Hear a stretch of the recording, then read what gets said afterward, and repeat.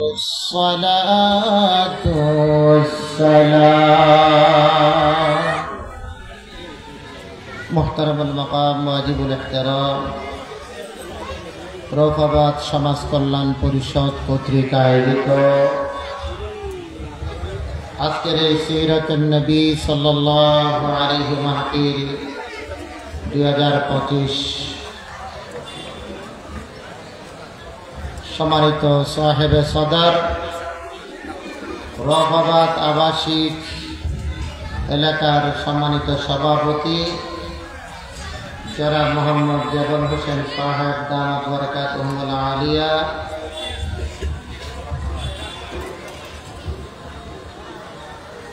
ওদিগার হযরত উলামায়ে কেরাম, মুরব্বিয়ানে ইযাম, যুবক ভাইরা, মাইকের আওয়াজ যতটুকু যাচ্ছে অত্র আবাসিক এরিয়ার ব্যবসায়ী এবং পর্দার আড়ালের মা ও বোনেরা, আসসালামু আলাইকুম ওয়া রাহমাতুল্লাহি ওয়া বারাকাতুহু। সালামের আওয়াজটা আর একটু বড় হওয়া যায় না? একটু বড় করে সবাই এক সমস্বরে আওয়াজ দিই, আসসালামু আলাইকুম ওয়া রাহমাতুল্লাহি ওয়া বারাকাতুহু। আলহামদুলিল্লাহ, আল্লাহ রাব্বুল ইজ্জত ওয়াল জালালের দরবারে লাখ কোটি শুকরিয়া যে মহান রব্বুল আলামিন অত্যন্ত মেহেরবানি করে দয়া করে চট্টগ্রামের ঐতিহ্যবাহী এই রৌফাবাদ এলাকায় যুবকদের সমন্বয়ে রৌফাবাদ ইসলামী সমাজ কল্যাণ পরিষদের উদ্যোগে আজকের এই রাসূল করিম সাল্লাল্লাহু আলাইহি ওয়াসাল্লামের শানে আয়োজিত মাহফিলে আল্লাহ রাব্বুল আলামিন আমাদেরকে আসার, বসার, কথা বলার, কথা শোনার তৌফিক এনায়েত করেছেন। আমরা আল্লাহর শুকরিয়া আদায় করছি। সকলে বলে আলহামদুলিল্লাহ। রাসূল করিম রাউফুর রহিম সাল্লাল্লাহু তাআলা আলাইহি ওয়াসাল্লামের প্রতি লাখ কোটি দরুদ এবং সালাম জ্ঞাপন করে শুহাদায়ে কেরামদের জন্য আল্লাহর কাছে সর্বোচ্চ মর্যাদা কামনা করে আপনাদের সকলকে আন্তরিক মোবারকবাদ জানিয়ে আমি আমার সংক্ষিপ্ত আলোচনার দিকে যাচ্ছি। সম্মানিত ভাইয়েরা, আজকের এই শানদার মাহফিলে আপনারা ইতিমধ্যে শুনেছেন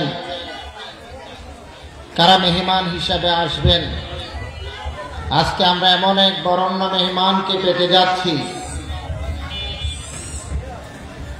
যাকে আপনারা এইভাবে আঞ্চলিকভাবে কোনো প্রোগ্রামে ডাকলে পাওয়া যাওয়াটা মুশকিল।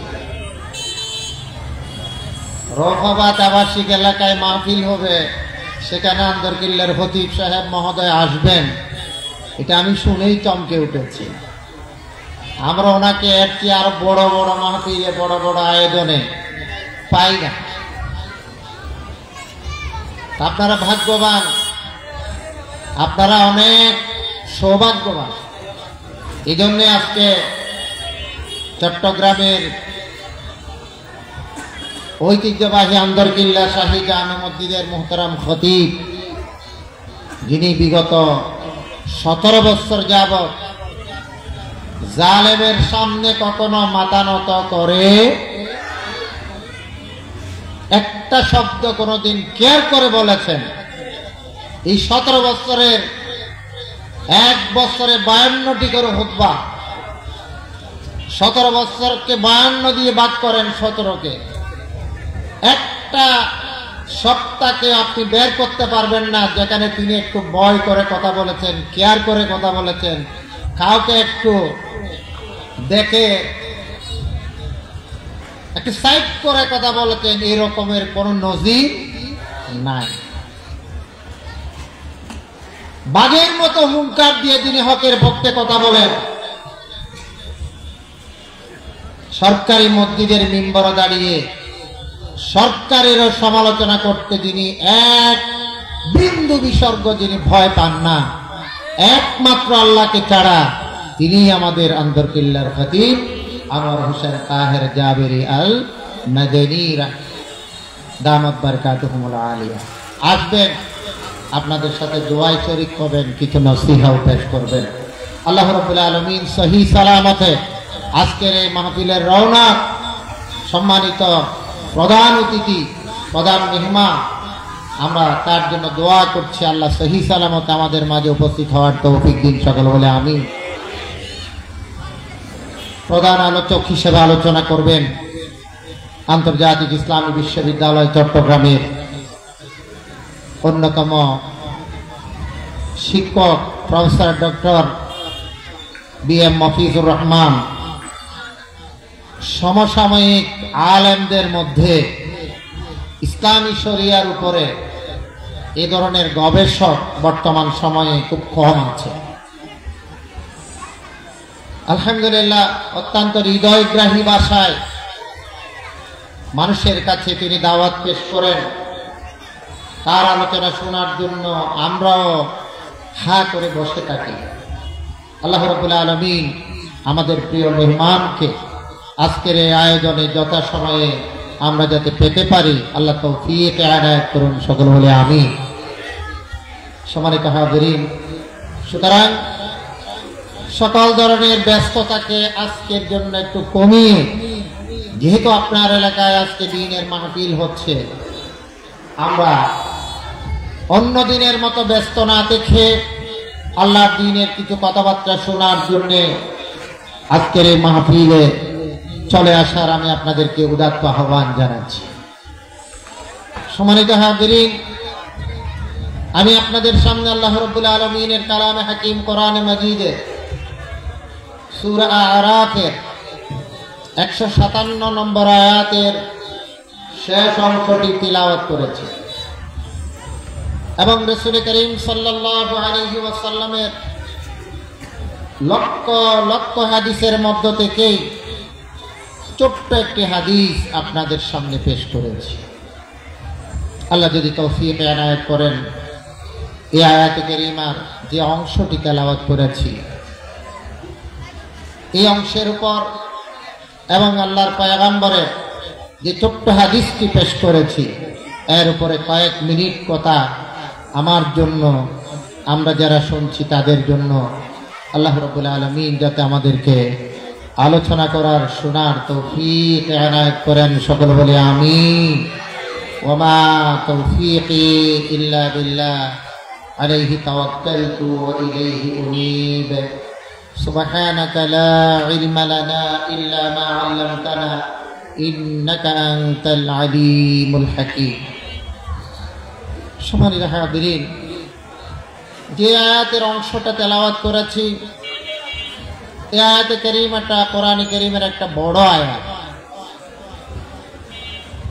যে আয়াতে কারিমার মধ্যে আল্লাহ রাব্বুল আলামিন তার পয়গম্বর, তার হাবিব, সরকারে দু জাহান, রহমতে দু আলম, শফিউল মুযনিবিন মুহাম্মদুর রাসূলুল্লাহ সাল্লাল্লাহু আলাইহি ওয়াসাল্লামকে এই জাতির কাছে, দুনিয়াবাসীর কাছে কেন পাঠিয়েছেন, কি লক্ষ্য উদ্দেশ্য এবং টার্গেট নিয়ে আল্লাহ রাব্বুল আলামিন তার প্রিয় হাবিবকে পাঠিয়েছেন, এই বিষয়গুলো আল্লাহ তাআলা তুলে ধরেছে। আয়াতে কারিমার প্রথম অংশে রাসূল কি জন্য এই পৃথিবীতে এসেছেন এবং কি দায়িত্ব, কর্তব্য এবং কর্মসূচি আল্লাহ রাব্বুল আলামিন তার পয়গম্বরকে দিয়েছেন, সেই বিষয়টাকে তুলে ধরেছে। এবং আয়াত কারিমার শেষ অংশে যে অংশটি আমি আপনাদের সামনে আলোচনা করতে চাই, সেই অংশে আল্লাহ রাব্বুল আলামিন আমরা যারা প্রিয় হাবিবের উম্মত, আমরা কার উম্মত? মুহাম্মদুর রাসূলুল্লাহ, সকলে জোরে বলি সাল্লাল্লাহু আলাইহি ওয়াসাল্লাম, রাসূলের উম্মত। আমরা যদি রাসূলের উম্মত দাবি করি, তাহলে দাবির পক্ষে আমাদের কিছু প্রমাণ লাগবে কিনা? লাগবে না। শুধু দাবি করলেই আল্লাহ পার করাইয়া দেবেন না। দাবির বিপরীতে, দাবির পক্ষে আমার আপনার অবস্থান কি, আমি কতটুকু আমার দাবিতে সত্যবাদী, এটা আল্লাহ রাব্বুল আলামিন যাচাই করবেন না? অবশ্যই করবেন। আল্লাহ রাব্বুল আলামিন কোরআনে কারীমে বলেছেন, তোমরা ঈমান আনছো এই কথা বললেই আমি তোমাদেরকে ছেড়ে দেব, কোনো পরীক্ষা করব না? আল্লাহ তাআলা বলছেন, আহাসিবান নাসু আন ইউতরাকু আন ইয়াকুলু আমান্না ওয়া হুম লা ইফতানুন। আহাসিবান নাস, মানুষ কি মনে করে বসে আছে, আন ইউতরাকু আন ইয়াকুলু আমান্না, তারা ঈমান এনেছে এই দাবি করলেই তাদেরকে ছেড়ে দেওয়া হবে, সোজা জান্নাতে চলে যেতে পারবে, এই কথা মনে করে বসে আছে? না, ওয়াহুম লা ইফতানুন, না, তাদেরকে কি পরীক্ষা করা হবে না? অবশ্যই আল্লাহ পরীক্ষা করবেন। আমরা যারা আল্লাহর প্রতি ঈমানদার দাবি করব এবং যারা রাসূলের প্রতি ঈমানদার দাবি করব, এই ঈমানের দাবির সপক্ষে আমার অবস্থান কি, আল্লাহ রাব্বুল আলামিন অবশ্যই যাচাই করবেন, বাছাই করবেন, পরীক্ষা করবেন। সেই পরীক্ষায় উত্তীর্ণ না হওয়া পর্যন্ত জান্নাতের আশা করা ঠিক হবে না ভুল হবে? ভুল হবে। এই জন্য আল্লাহ রাব্বুল আলামিন আমরা যারা রাসূল করিম সাল্লাল্লাহু আলাইহি ওয়াসাল্লামকে আল্লাহ রাব্বুল আলামিনের পয়গম্বর হিসেবে স্বীকার করি, শুধু পয়গম্বর নয়, সমস্ত পয়গম্বরদের সেরা পয়গম্বর হিসেবে স্বীকার করি। শুধু সেরা পয়গম্বর নয়, 1,24,000 2,24,000 পয়গম্বরের মধ্যে সবার শ্রেষ্ঠ করে সাইয়্যিদুল মুরসালিন করে আল্লাহ তাকে পাঠিয়েছেন, এই কথাও আমরা স্বীকার করি। জোরে বলেন সুবহানাল্লাহ। শুধুমাত্র তাই নয়, তিনি খাতামুন নবিয়্যিন, সমস্ত পয়গম্বরদের শেষ, যার পরে আর কোন পয়গম্বর আল্লাহ পৃথিবীতে পাঠাবেন না। তার মধ্য দিয়ে নবুয়তের দরজাকে আল্লাহ রাব্বুল আলামিন মোহর মেরে দিয়েছেন, শেষ করে দিয়েছেন। তিনি আখেরি পয়গম্বর, তিনি সাইয়্যিদুল মুরসালিন, তিনি শাফিউল মুযনিবিন, তিনি রাহমাতুল লিল আলামিন, তিনি খাতামুন নবিয়্যিন। সব শব্দগুলো যা বলছি সবগুলোই হলো আমাদের ঈমান, আমাদের আকীদা, আমাদের বিশ্বাস। শুধু আল্লাহ রাব্বুল আলামিনের উপর ঈমান আনা, এটা আমাদের ঈমানের প্রথম অংশ, কালেমার প্রথম অংশ। কালেমার দ্বিতীয় অংশ হলো মুহাম্মাদুর রাসূলুল্লাহ সাল্লাল্লাহু আলাইহি ওয়াসাল্লাম। সুতরাং লা ইলাহা ইল্লাল্লাহ মুহাম্মাদুর রাসূলুল্লাহ দুটি অংশ মিলে একটি বাক্য। যদি এটাকে বাক্য বলা হয় না, জুমলা বলা হয় না, সেন্টেন্স বলা হয় না, এটাকে কালেমা বলা হয়। কালেমা মানে শব্দ, এক শব্দ, তার মানে এটা আলাদা কোনো পাঠ নয়, দোনোটা মিলেই একটা কথা, দোনোটা মিলে কি একটি কথা। এই জন্যে আল্লাহর উপর ঈমান এবং রাসূলের উপর ঈমান দোনোটাকে সাথেই স্বীকার করতে হবে। এই জন্যে আমাদের কালিমা লা ইলাহা ইল্লাল্লাহ মুহাম্মাদুর রাসূলুল্লাহ। আল্লাহ ছাড়া কোনো ইলাহ নেই, মুহাম্মাদুর রাসূলুল্লাহ সাল্লাল্লাহু আলাইহি ওয়াসাল্লাম আল্লাহর রাসূল।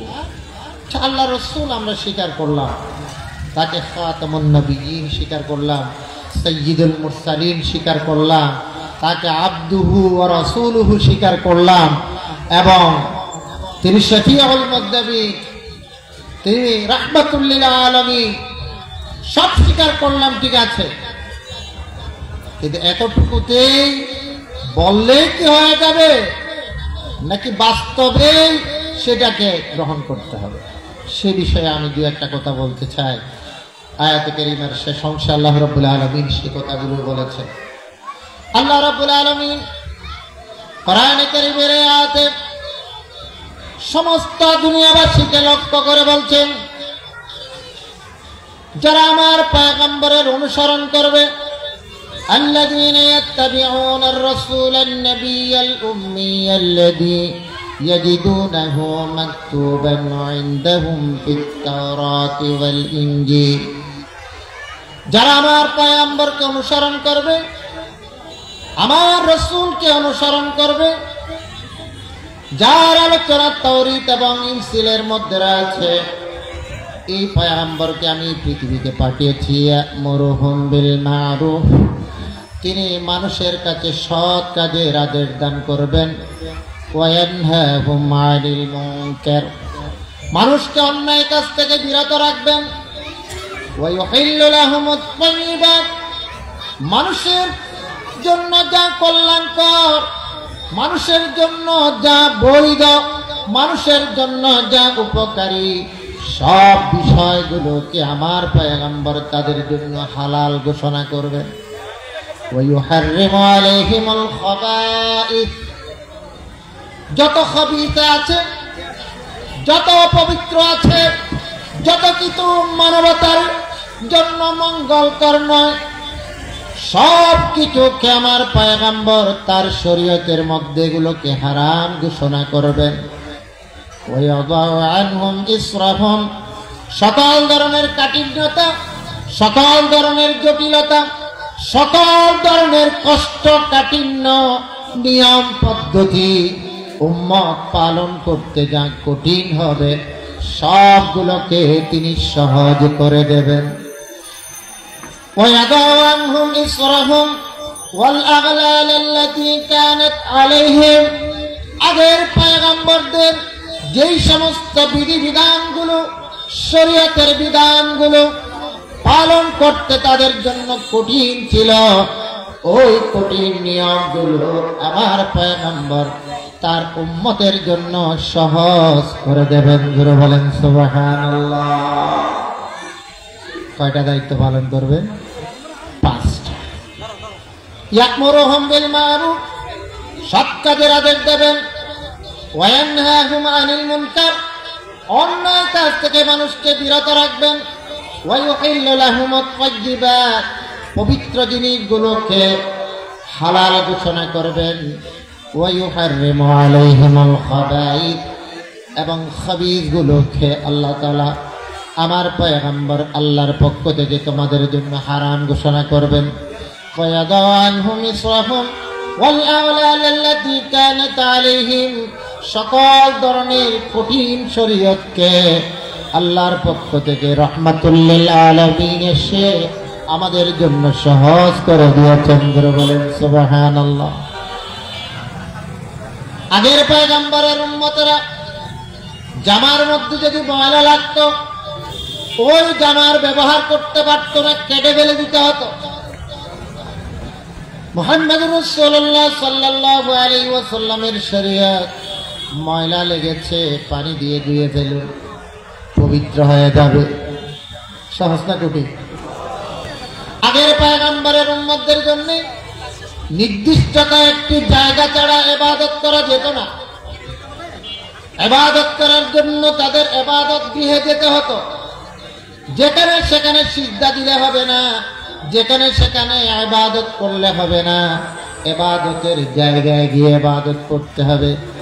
আখেরি পয়গম্বর মুহাম্মদুর রাসূলুল্লাহ সাল্লাল্লাহু আলাইহি ওয়াসাল্লামকে আল্লাহ রাব্বুল আলামিন সমগ্র দুনিয়াটাকে সিজদার জায়গা বানিয়ে দিয়েছেন।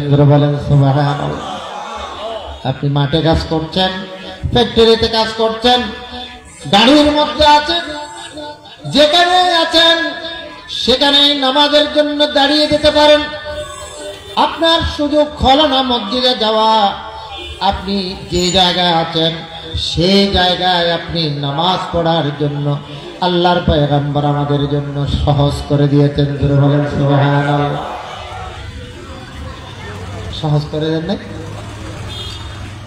এইভাবে করে ইসলামকে আমাদের জন্য এমন ভাবে একটা মধ্যমপন্থী জাতি হিসাবে, মধ্যমপন্থী শরীয়ত হিসাবে আল্লাহ রাব্বুল আলামিন আমাদের কাছে পেশ করেছেন। জোরে বলেন সুবহানাল্লাহ। যাতে আমরা সহজ সরল ভাবে ইসলামকে মেনে চলতে পারি। আল্লাহ রাব্বুল আলামিন তার পয়গম্বরকে বলেছেন, ও আমার পয়গম্বর, ও আমার হাবিব, আপনি মানুষের কাছে ইসলামকে সহজভাবে উপস্থাপন করুন, কঠিন করবেন। ইয়াসসিরু ওয়ালা তুআসসিরু, সহজ করে দাও, কঠিন করিয়েন না। বাশশিরু ওয়ালা তুনাফিরু, মানুষকে বেশি বেশি সুসংবাদ দাও, বেশি বেশি ভয় দেখায়ও না, কারণ ভয় দেখালে মানুষ ভীত হবে। সুতরাং বেশি ভয় দেখানো যাবে না, বেশি সুসংবাদ দাও, যাতে করে মানুষগুলো আল্লাহর গোলামির দিকে ফিরে আসে। জোরে বলেন সুবহানাল্লাহ। সম্মানিত হাজিরিন, এই জন্য আল্লাহ রাব্বুল আলামিন ইসলামকে আমাদের জন্য, আমাদেরকে একটা মধ্যমপন্থী শ্রেষ্ঠ জাতি হিসেবে পেশ করেছেন এবং আমাদের শরীয়তটাকেও করেছেন বাইনাল ইফরাত ওয়াত তাফরীদ, সকল ধরনের বাড়াবাড়ি থেকে, বাড়ানো কমানো থেকে মাঝামাঝি জায়গায়। জোরে বলেন সুবহানাল্লাহ। আল্লাহ রাব্বুল আলামিন কোরআনে কারিমে বলেছেন, وَكَذَلِكَ جَعَلْنَاكُمْ أُمَّةً وَسَطًا لِتَكُونُوا شُهَدَاءَ عَلَى النَّاسِ وَيَكُونَ الرَّسُولُ عَلَيْكُمْ شَهِيدًا وَكَذَلِكَ جَعَلْنَاكُمْ أُمَّةً وَسَطًا, অনুরূপভাবে আমি তোমাদেরকে একটা উম্মতে ওয়াসাত বানিয়েছি, মধ্যমপন্থী জাতি বানিয়েছি। কোন ধরনের বাড়াবাড়িতে মুসলমানেরা যাবে না। রাসূল যা দিয়েছেন, আল্লাহ যা দিয়েছেন তা রিসিভ করবেন, রাসূল যা নিয়ে এসেছেন তা রিসিভ করবেন, তার মধ্যে কোনো কিছু বাড়াবেও না, কমাবেও না। মা আতাকুমুর রাসূল ফাখুযুহু, রাসূল যা তোমাদের জন্য নিয়ে এসেছেন তাই নাও। ওয়া মা নাহাকুম আনহু ফান্তাহু, আর যা নিষেধ করেছেন তাকে ছেড়ে দাও। কোন ধরনের যা নিয়ে এসেছেন ধরতে হবে, যা নিষেধ করেছেন ছাড়তে হবে। এখানে লা তুজিদু ফিহি ওয়া লা তানকুসু মিনহু শাইয়া, এর মধ্যে কোনো কিছু বাড়ানো যাবে না, কমানো যাবে না। মুদার গোত্রের একটি প্রতিনিধি দল এসেছিল আল্লাহর পয়গম্বরের দরবারে। তাদের প্রতিনিধি দলের মধ্যে যিনি প্রধান ছিলেন, তিনি আল্লাহ রাসূলকে সামনে রেখে বললেন, ইয়া রাসূলুল্লাহ, মদিনার মসজিদে নববী থেকে আমাদের গোত্রের দূরত্ব অনেক বেশি।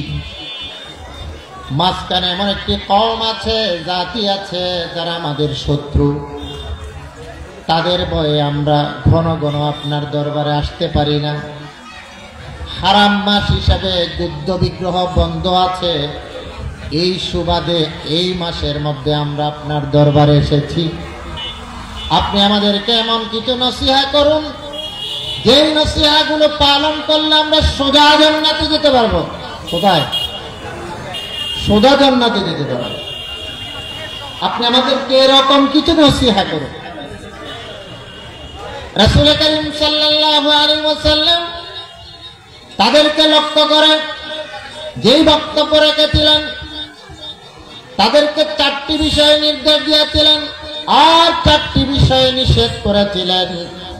বলে এই 4টি বিষয়কে তোমরা গ্রহণ করো, মেনে চলবা, আর এই 4টি জিনিস থেকে তোমরা দূরে থাকবা। এই কাজটা যদি করতে পারো তাহলে তোমাদের দাবি অনুযায়ী তোমরা জান্নাতে যেতে পারবে। সুবহানাল্লাহ। আল্লাহর পয়গম্বর বক্তব্যের পরে ওই প্রতিনিধি দলের যিনি প্রধান তিনি বললেন, ইয়া রাসূলুল্লাহ, আপনি যা কিছু আমাদেরকে বলেছেন, যা ধরতে বলেছেন তাই ধরব, যা চাটতে বলেছেন তাই চাটব, লা আযীদু ফীহি ওয়ালা আনকুসু মিনহু শাইয়্যা। আমি এর মধ্যে এক চুলো বাড়াবো না, এক চুলো কমাবো না। জোরে বলেন সুবহানাল্লাহ। কি চমৎকার কথা তার, কি দৃঢ় বিশ্বাস এবং কি ধরনের তার ঈমানের উপর ইস্তেকামত। বললেন, ইয়া রাসূলুল্লাহ, আপনি যা বলেছেন তার মধ্যে এক সুতাও বাড়াবো না, আর এক সুতাও আমি কমাবো না। যেভাবে বলেছেন সেভাবে আমরা আমাদের জীবন পরিচালনার জন্য চেষ্টা চালাবো। এই কথা বলার পর তার গ্রুপ নিয়ে এসে চলে যাচ্ছেন। কিছু দূরে যাওয়ার পর রাসূল আকরাম সাল্লাল্লাহু আলাইহি ওয়াসাল্লাম সাহাবায়ে কেরামদেরকে লক্ষ্য করে বললেন, ও আমার সাহাবায়ে কেরাম, দেখো দেখো দেখো দেখো, লক্ষ্য করো, তোমাদের মধ্যে যদি কেউ জান্নাতের কোন ব্যক্তিকে দেখে যদি মনে আনন্দ পেতে চায়, তোমাদের মধ্যে জীবিত কোন জান্নাতবাসী যদি দেখতে চায়, মন চায়, ফালয়ানজুর ইলা হাযা, ওই লোকটির দিকে তাকাও। জোরে বলেন সুবহানাল্লাহ। মান সাররাহু আন ইয়ানজুরা রাজুলাম মিন আহলিল জান্নাহ ফালয়ানজুর ইলা হাযা। আল্লাহ রাসূল বললেন, ও আমার সাহাবায়ে কেরাম, তোমরা যদি এই দুনিয়ায় বসে কোন জান্নাতবাসীকে যদি দেখে যদি মনে আনন্দ পেতে চাও, তাহলে এই লোকটাকে দেখো। জোরে বলেন সুবহানাল্লাহ। এটা বেহেশতের সুসংবাদ না? কি রাসূল বলছে, জান্নাতের লোক দেখলে এই লোকটাকে দেখো, তাহলে সেই লোক জান্নাতে যাবে নাকি দোজখে যাবে? কোথায় যাবে? মুহাদ্দিসিনে কেরাম হাদিসের এই অংশের ব্যাখ্যায় বলেছেন, আল্লাহর পয়গম্বর কিসের ভিত্তিতে বললেন যে এই লোকটা জান্নাতে যাবে? কারণ এই লোকটার যে ঈমানের দৃঢ়তা, সে বলল, ইয়া রাসূলুল্লাহ, আপনি দোয়া করেন, আমরা এর মধ্য থেকে এক সুতাও বাড়াবো না, এক সুতাও কমাবো না। জোরে বলেন সুবহানাল্লাহ। সুতরাং রাসূল যা দিয়েছেন তাই নিতে হবে, রাসূল যা চাটতে বলেছেন তাই চাটতে হবে। এখানে কোন ধরনের বাড়ানি আর কমানি চলবে না। বাড়াবে আর কমাবে এই জাতের নাম উম্মতে মুসলিমা নয়, উম্মতে ওয়াসত নয়। আল্লাহ আমাদেরকে বলেছেন উম্মাতাম ওয়াসাতা। আমরা সাক্ষী হব জাতির কাছে, ইসলাম দ্বীন হক, দ্বীন ইসলাম মানুষের কাছে আমরা যেমন থিওরিক্যাল উপস্থাপন করব, ঠিক প্র্যাকটিক্যাল লাইফেও আমাদেরকে দেখলে বুঝতে হবে যে ওকে বলে মুসলমান। কথা শুনলেই বুঝতে পারতে হবে ওর ইমানের দৃঢ়তা দেখেই আল্লাহ রাসূল বলেছেন এই লোকটা জান্নাতি। বলেন সুবহানাল্লাহ। সম্মানিত হাজিরিন, এই জন্য আয়াত কারিমার প্রথমে আল্লাহ রাব্বুল আলামিন তার পয়গম্বরের 5টি কর্মসূচির কথা বলেছেন। এরপরে আয়াতের শেষ অংশে গিয়ে আমরা যারা পয়গম্বরের উম্মত তাদের জন্য 4টি কথা বলেছে। কয়টি কথা? আমি যদি আশিকে রাসূল হতে চাই, আমি যদি আখেরি পয়গম্বরের উম্মত হতে চাই, আমি যদি সত্যিকারের রাসূলের উম্মত হিসাবে কিয়ামতের ময়দানে আল্লাহর সামনে নিজেকে উপস্থাপন করতে চাই, আমরা যদি হাউজে কাউসারের সামনে গিয়ে আল্লাহর পয়গম্বরের হাতে কাউসারের পানি খেতে চাই, তাহলে সকল ধরনের বাড়াবাড়ি ছাড়া, সকল ধরনের বেদাত মুক্ত ক্লিয়ার একটা ঈমান নিয়ে, কলবে সলিম নিয়ে, শিরিক মুক্ত ঈমান নিয়ে, বিদাত মুক্ত আমল নিয়ে, সকল ধরনের বাড়াবাড়ি বাদ দিয়ে একদম আল ঈমানু বাইনাল ইফরাতি ওয়াত তাফরীত, আল ঈমানু বাইনাল খাউফি ওয়ার রাজা।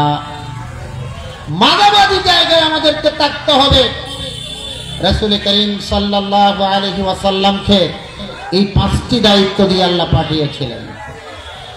এরপরে যে আল্লাহ রাব্বুল আলামিন বলছেন, তুমি যদি সত্যিকার আমার এই পয়গম্বরের অনুসারী হতে চাও, আমার পয়গম্বরের উম্মত হতে চাও, আশিকে রাসূল হিসেবে যদি দাবি করো, তাহলে সত্যিকারের আশিকে রাসূল যদি হতে চাও, তাহলে তোমাকে 4টি দায়িত্ব পালন করতে হবে। কয়টা? আল্লাহ রাব্বুল আলামিন বলছেন, আউযু বিল্লাহি মিনাশ শাইতানির রাজীম, ফাল্লাযীনা আমানু বিহি ওয়া'আজ্জারূহু ওয়া নাসারূহু ওয়াত্তাবা'উন নূরাল্লাযী উনজিলা মা'আহু উলাইকা হুমুল মুফলিহুন।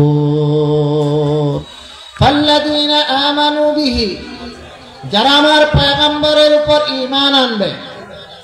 1 নম্বর কি? যারা আমার পয়গম্বরের উপর ঈমান আনবে। ওয়া'আজ্জারূহু, যারা আমার পয়গম্বরকে যথাযথ তাজিম তাকরীম সম্মান করবে। ওয়া নাসারূহু, আমার পয়গম্বর তোমাদের কাছে যে মিশন নিয়ে এসেছেন, যেই কর্মসূচি বাস্তবায়নের জন্য এই পৃথিবীতে এসেছেন, সেই মিশন বাস্তবায়নের ক্ষেত্রে যদি ওয়া নাসারূহু, তাকে সাহায্য সহযোগিতা করতে হবে। ওয়াত্তাবা'উন নূরাল্লাযী উনজিলা মা'আহু, এবং আমার পয়গম্বরের উপর যে নূর নাজিল করেছি। কি নাজিল করেছে? নূর নাজিল করেছে। ওয়াত্তাবা'উন নূরাল্লাযী উনজিলা মা'আহু, যে নূর আমি আমার পয়গম্বরের উপর নাজিল করেছি, সেই নূরের নাম কি? কুরআনুল কারীম। কি? কুরআনুল কারীম। কয়টা জিনিস বলল? উম্মতের দায়িত্ব রাসূলের প্রতি 4টি দায়িত্ব। 1 নম্বর রাসূলের উপর যথাযথ ঈমান আনা। 2 নম্বর হলো রাসূল করিম সাল্লাল্লাহু আলাইহি ওয়াসাল্লাম কি যেভাবে তাজিম তাকরীম সম্মান করা দরকার, ওয়া'আজ্জারূহু, তাকে সেভাবে সম্মান করো। ওয়া নাসারূহু, তার সাহায্য সহযোগিতা করবে। ওয়াত্তাবা'উন নূরাল্লাযী উনজিলা মা'আহু, এবং আমার পয়গম্বরের উপর যে কিতাব নাযিল করেছি, সেই কিতাবের অনুসরণ করবে। জোরে বলেন সুবহানাল্লাহ। উলাইকা হুমুল মুফলিহুন। এই 4টি কাজ যারা করবে, আল্লাহ রাব্বুল আলামিন বললেন উলাইকা হুমুল মুফলিহুন, এরা হলেন সফল কাম। এরা হলেন সফল কাম। এরা দুনিয়ায় সফল, এরা আখিরাতেও সফল। দুনিয়ার সফলতাও আমাদের দরকার, আখিরাতের সফলতাও দরকার। দুনিয়ার সফলতার চেয়ে আখিরাতের সফলতা আরো বেশি দরকার। এই জন্য আল্লাহ রাব্বুল আলামিন মুনাজাত শিখিয়েছেন, 2টি চাইতে বলেছেন। রব্বানা আতিনা ফিদ দুনিয়া হাসানাহ ওয়া ফিল আখিরাতি হাসানাহ ওয়া কিনা আযাবান নার। আল্লাহ দুনিয়ার কল্যাণ দাও, আখিরাতের কল্যাণ দাও। ওয়া কিনা আযাবান নার, জাহান্নামের কঠিন আযাব থেকে তুমি আমাদেরকে মুক্তি দান করো। দুনিয়ার সফলতা পেলেন, আখিরাতে টকে গেলেন, আখিরাতে বেঁধে গেলেন, আখিরাতে ইমিগ্রেশন পার হতে পারলেন না, তাহলে দুনিয়ার সফলতা কি কোনো কাজে আসবে? কাজে আসবে না। এই জন্য মুমিনের চূড়ান্ত টার্গেট হলো জাহান্নাম থেকে মুক্তি পাওয়া, জান্নাতে প্রবেশ করা। আল্লাহ রাব্বুল আলামিন কোরআনে কারীমের আরেকটি আয়াতে কথা সুন্দর করে বলেছেন, ওয়া মান যুহজিহা লিন-নারি ওয়া উদখিলাল জান্নাতা ফাকাদ ফাজ। যেই ব্যক্তি জাহান্নাম থেকে মুক্তি পেল আর জান্নাতে প্রবেশ করতে পারল, সেই ব্যক্তি হলো চূড়ান্ত সফল। জোরে বলেন সুবহানাল্লাহ। চূড়ান্ত সফলতা মুফলিহুনদের কাতারে যদি আমাদেরকে যেতে হয়, তাহলে রাসূলের প্রতি কয়টা দায়িত্ব পালন করতে হবে? তো কোনোটাই যদি না করে, শুধু আশেকে রসুল বলে যদি আমি দাবি করি, আমার দাবির পক্ষে যদি কোনো দলিল না থাকে, তাহলে আমিন এসে যখন জায়গা বুঝিয়ে দেবে, তখন আপনি কি আপনার জায়গা বুঝে পাবেন? আপনার পক্ষে দলিল লাগবে না? দলিল লাগবে, দলিল লাগবে। আপনি রাসূলের প্রতি ঈমানদার ছিলেন, রাসূলকে তাওযীম তাকরীম সম্মান করতেন, রাসূলের দ্বীন বাস্তবায়নের জন্য আপনি সাহায্য সহযোগিতা করেছেন, জীবনকে উৎসর্গ করেছেন, এবং রাসূলের রেখে যাওয়া কোরআন এবং সুন্নাহর জন্য ব্যক্তি, পরিবার, সমাজ, রাষ্ট্র যে আইন যেখানে প্রযোজ্য, সব জায়গায় সেটাকে বাস্তবায়নের জন্য আপনি চেষ্টা করেছেন। এই কথা যদি প্রমাণ করতে না পারেন, তাহলে আপনার দাবির সত্যতা সেখানে প্রমাণিত হবে। আসুন তাহলে রাসূল করিম সাল্লাল্লাহু আলাইহি ওয়াসাল্লামের প্রতি 1 নম্বর দায়িত্ব হলো তার প্রতি ঈমান আনতে হবে। কি আনতে হবে? ঈমান কি রাসূলের উপর ঈমান কি? আপনি দাবি করলেন আমি আশিকে রাসূল, আপনি দাবি করলেন আমি অমুক, আপনি দাবি করলেন আপনি রাসূলের জন্য প্রাণ দিতেও রাজি, সব দাবি করলেন, কিন্তু রাসূল যা বলেছেন তা আপনি মেনে নিতে রাজি না। রাসূল যা করেছেন তা আপনি মেনে নিতে রাজি না। রাসূল যেটা সম্মতি দিয়েছেন সেটাকে আপনি আপনার জীবনের জন্য গ্রহণ করতে রাজি না। আল্লাহর পয়গম্বর বলছেন, قال رسول الله صلى الله عليه وسلم لا يؤمن أحدكم حتى يكون هواه تبعا لما جئت به। ওই ব্যক্তি কোনদিন পরিপূর্ণ আমার প্রতি ঈমানদার দাবি করলো সে মুমিন হবে না, যতক্ষণ না সেই ব্যক্তি তার জীবনের প্রত্যেকটা জায়গায় আমি পয়গম্বরকে অনুকরণ করবে। আমি পয়গম্বরের যে চাহিদা, আমি পয়গম্বরের যে দাবি, আমি পয়গম্বরের যে রিসালাত, আমি পয়গম্বর তাদের জন্য যে আদর্শ নিয়ে এসেছি, যেই চরিত্র নিয়ে এসেছি, যে বিধান নিয়ে এসেছি, সেই বিধান সেই চরিত্রের প্রত্যেকটা জায়গায় তার মন মানসিকতা, চিন্তা চেতনা, দিনে রাতে প্রকাশ্যে গোপনে সব জায়গায় আমি পয়গম্বরের সিদ্ধান্তের সাথে সে একমত হতে পারবে না, সেই ব্যক্তি ঈমানদার দাবি করতে পারবে না।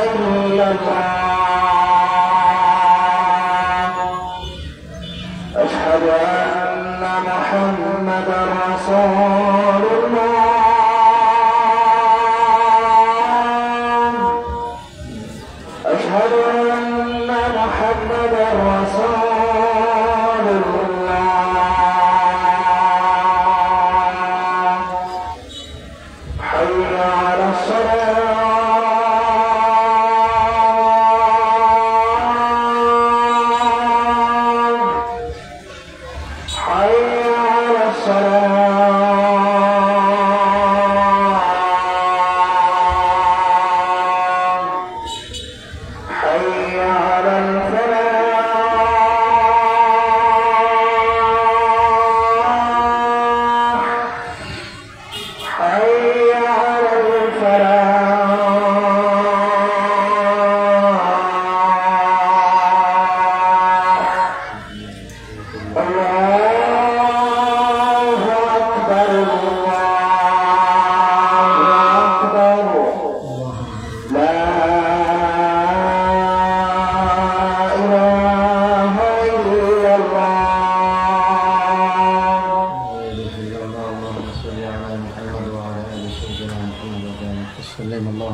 حب هذه طاعتك رزقنا شفاعتك সম্মানিত উপস্থিতি, যথাসময়ে আপনাদেরকে বিরতি দেওয়া হবে ইনশাআল্লাহ। আমরা বা জামাত মসজিদে গিয়ে নামাজ আদায় করব।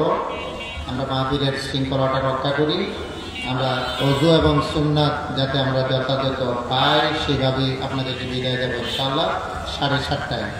যেহেতু জামাত 1:45 আমরা 7:30টায় আপনাদেরকে ছেড়ে দেবো ইনশাআল্লাহ। কয়েকটা মিনিট ধৈর্য সহকারে বসুন, আমি আমার কথাটা একটু শেষ করি। আমি বলছিলাম আল্লাহ রসুলের এই হাদিস, আল্লাহ রসুল বলছেন লা ইউমিনু আহাদুকুম, তোমাদের মধ্যে কেউ ঈমানদার হবে না হাত্তা, অতক্ষণ পর্যন্ত ইয়াকুনা হাওয়াহু, হাওয়া মানে মনোবাসনা, মন মানসিকতা, আপনার মনের সাথে মিলে যেতে হবে রসুলের আদর্শের সাথে। মানে রসুলের আদর্শটা আমার আপনার মন মতো হতে হবে। আপনি যদি রাসূল করিম সাল্লাল্লাহু আলাইহি ওয়াসাল্লাম যার চরিত্রের মধ্যে আল্লাহ আমাদের জন্য কি রেখেছেন, আদর্শ রেখেছেন, বলেছেন না লাকাদ কানা লাকুম ফি রাসূলিল্লাহি উসওয়াতুন হাসানাহ, উত্তম চরিত্রের আধার আল্লাহ কাকে বানিয়েছেন, তার রাসূলকে। কিরকম, ইন্নাকা লাআলা খুলুকিন আযীম, মহান চরিত্রের উপর আমি আমার রাসূলকে প্রতিষ্ঠিত করেছি, যার জীবন থেকে কোন ধরনের একটা শব্দ কেউ রং প্রমাণ করতে পারবে? পারবে না, পারবে না।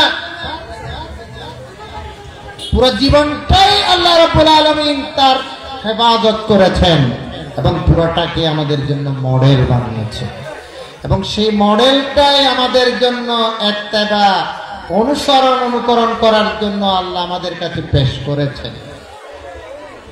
শুধু পেশ করেন নাই, আল্লাহ রাব্বুল আলামিন বলেছেন মা আতাকুমুর রাসূল ফাখুযুহু, রাসূল তোমাদের জন্য যা কিছু নিয়ে এসেছেন, যা কিছু দেন, যা কিছু বলেন সবটাকে রিসিভ করো।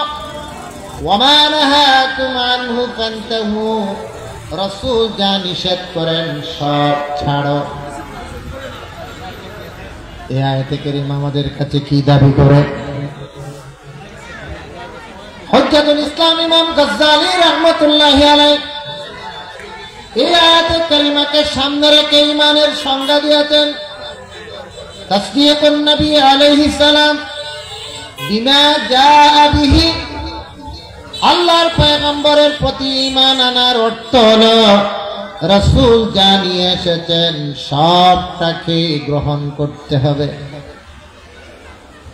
ওয়া তাকযীবুন নবী আলাইহিস সালাম মিম্মা শাইইন বিমা জাআ বিহি, আর বেঈমান হয়ে যাওয়ার জন্য, কাফের হয়ে যাওয়ার জন্য রাসূল যা নিয়ে এসেছেন সবটাকে ছেড়ে দেওয়ার দরকার নেই। আপনি যদি বলেন আমি রাসূলের নামাজ মানি, রোজা মানি, হজ মানি, যাকাত মানি, জিকির মানি, তাসবিহ মানি, তাহলিল মানি, কিন্তু রাসূলের অর্থনীতি মানি না, রাসূলের সমাজনীতি মানি না, রাসূলের আন্তর্জাতিক লেনদেন এগুলোকে আমি আমার জীবনের জন্য মডেল মনে করি না, বিকারালয়ে রাসূল মানি না, পর্দার ক্ষেত্রে রাসূল মানি না, রাজনীতির ক্ষেত্রে রাসূল মানি না, অর্থনীতির ক্ষেত্রে রাসূল মানি না। আমি যখন আমার সাংস্কৃতিক অঙ্গনে যাই তখন ইসলাম কোথায়, আল্লাহ কোথায়, রাসূল কোথায় আমার দেখার দরকার নেই, আমি সেখানে ন্যাংটা হয়ে যাই। সুতরাং নামাজে মানবেন রাসূলকে, রোজায় মানবেন রাসূলকে, হজ যাকাতের মধ্যে রাসূলকে মানবেন। আর জীবনের হাজার দিকের মধ্যে আপনি রাসূলের আদর্শকে জীবনের আদর্শ হিসেবে গ্রহণ করতে পারলেন না, এই ব্যাপারে আপনার দ্বিমত আছে। খোদার কসম করে বলছি, আল্লাহ রাব্বুল আলামিন বলছেন ফালা ওয়া রাব্বিকা লা ইউমিনুন, আল্লাহ নিজে নিজে নিজের রবের কসম করে বলতেন, আমি আমার কসম করে বলছি লা ইউমিনুন, সে মুমিন নয় হাত্তা ইউহাক্কিমুকা ফীমা শাজারা বাইনাহুম, যেই ব্যাপারে আপনি পয়গম্বর জাতির কাছে হুকুম দিয়েছেন, বিচার করেছেন, সেই বিচারের প্রতি যে ব্যক্তি সন্তুষ্ট নয়, যে ব্যক্তি এই বিচারের উপর বিচার চাইতে পারে, যে ব্যক্তি বিচারের আপিল চাইতে পারে, যেই ব্যক্তি আপনার বিচারকে মনোপ্রাণে মেনে নিতে না পারে, ফালা ওয়া রাব্বিকা লা ইউমিনুন, সে মুমিন নয়, মুমিন নয়, মুমিন নয়। জোরে বলেন সুবহানাল্লাহ। এই জন্যই হুজ্জাতুল ইসলাম ইমাম গাজ্জালী রাহমাতুল্লাহ আলাইহি বলেছেন, তাকযীবুন নবী আলাইহিস সালাম মিম্মা শাইইন বিমা জাআ বিহি, আল্লাহর পয়গম্বর জাতির জন্য, উম্মতের জন্য যা কিছু নিয়ে এসেছেন, সবটার মধ্যে থেকে যদি কোনো একটা বিষয়ও যদি আপনার দ্বিমত থাকে, সেই ব্যক্তির উপর কুফর লাজিম হয়ে যাবে। জোরে বলেন নাউযুবিল্লাহ, কাফির হয়ে যাওয়ার জন্য যথেষ্ট। সুতরাং মুসলমানের সন্তান হয়ে কেমনে মুখ দিয়ে উচ্চারণ করে ইসলামী শরীয়ত আমরা মানি না, ইসলামী শরিয়া আইন আমরা মানি না, নাউযুবিল্লাহ মিন বলেন, না হলে আপনার ঈমানও কাসিরা হয়ে যাবে। নাউযুবিল্লাহ বলেন, না হলে ঈমান আপনার টকি তাঁরচাড়া হয়ে যাবে। ইসলামী শরীয়তে আমি বিশ্বাসী নয়, শরীয়তে আমি আপনি বিশ্বাসী নয়। আপনি কিসের বিশ্বাসী? আপনি আল্লাহর বিশ্বাসী, আপনি রাসূলের বিশ্বাসী। কোরআনে কারীম বলছেন, ইযা কাদাল্লাহু ওয়া রাসূলুহু আমরান আন ইয়াকুনা লাহুমুল খিয়ারাতু ফি আমরিহিম, আল্লাহ এবং তার রাসূল মানুষের জীবনের যে কোনো বিষয়ে যে সিদ্ধান্ত দেন, সেই সিদ্ধান্তের উপর কথা বলার এখতিয়ার কোন মুমিনের নাই। জোরে বলেন সুবহানাল্লাহ। ইযা কাদাল্লাহু ওয়া রাসূলুহু আমরান আন ইয়াকুনা লাহুমুল খিয়ারাতু ফি আমরিহিম, সেখানে আমি মানব না মানব, আমার ভালো লাগে না, আমার মনোভূত নয়, এটার দরকার কি? 1500 বছর আগের ইসলাম, কোরআনের সেই আইন দিয়ে এই সমাজ চলতে পারে না। এই জাতের কথা যারা বলেন, আপনি আশিকে রাসূল দাবি করতে পারেন, কিন্তু জান্নাতে আপনার দেখা হবে না। কিয়ামতের ময়দানেও রাসূলের সামনে গিয়ে আপনি হাউজে কাউসারের আশা করতে পারেন না। আসুন আমরা যদি ফাল্লাযীনা আমানু বিহি, যারা আমার পয়গম্বরের উপর ঈমান আনবে, রাসূলের উপর ঈমান আনার অর্থ হলো রাসূলকে আদর্শ হিসাবে জীবনের ব্যক্তি, পরিবার, সমাজ, রাষ্ট্র, সমাজনীতি, অর্থনীতি, রাজনীতি, ধর্মনীতি, আন্তর্জাতিক প্রত্যেকটা নীতির ক্ষেত্রে এমন কোন জায়গা নেই যে ব্যাপারে রাসূলের আদর্শ নেই। কারণ রাসূলের আদর্শ কি অপরিপূর্ণ না পরিপূর্ণ? সুতরাং পরিপূর্ণ যেহেতু আপনি স্বীকার করেন, সুতরাং সব জায়গায় আমার মডেল রাসূল, সব জায়গায় আমার সিদ্ধান্তদাতা আল্লাহ এবং তার রাসূল, একথা মেনে নিয়ে রাসূলের প্রতি ঈমান পরিপূর্ণ হবে। এটাই বলেছেন রাসূল, লা ইউমিনু আহাদুকুম হাত্তা ইয়াকুনা হাওয়াহু তাবান লিমা জিতু বি, আমি যে শরীয়ত কাজের জন্য নিয়ে এসেছি এটা অনুযায়ী, এটার সাথে তার মন মানসিকতা, চিন্তা, চেতনা সবকিছু তার সাথে অ্যাডজাস্ট হতে হবে, না হলে সেই ইমানদার দাবি করলেও হবে। আসুন আমরা সত্যিকার রাসূলের উপর ইমানদার হই, তার আনিত বিধানকে জীবনের জন্য গ্রহণ করার মধ্য দিয়ে এবং সেই মিশন বাস্তবায়নের জন্য জীবনের প্রত্যেকটা কিছুকে সাহাবায়ে কেরামদের মতো পেশ করার তৌফিক আল্লাহ আমাদেরকে দান করুন। সকলে বলে আমিন। এবং রাসূলের রেখে যাওয়া কোরআন এবং সুন্নাহর বিপ্লব যতদিন হবে না, ততদিন কোন মুমিন বসে থাকার অধিকার নেই। আল্লাহ রাব্বুল আলামিন আমাদের সকলকে তার দ্বীনের জন্য কবুল করুন। আমিন। ওয়া আখিরু দাওয়ানা আলহামদুলিল্লাহি রাব্বিল আলামিন। ওয়াসসালামু আলাইকুম ওয়া রাহমাতুল্লাহি।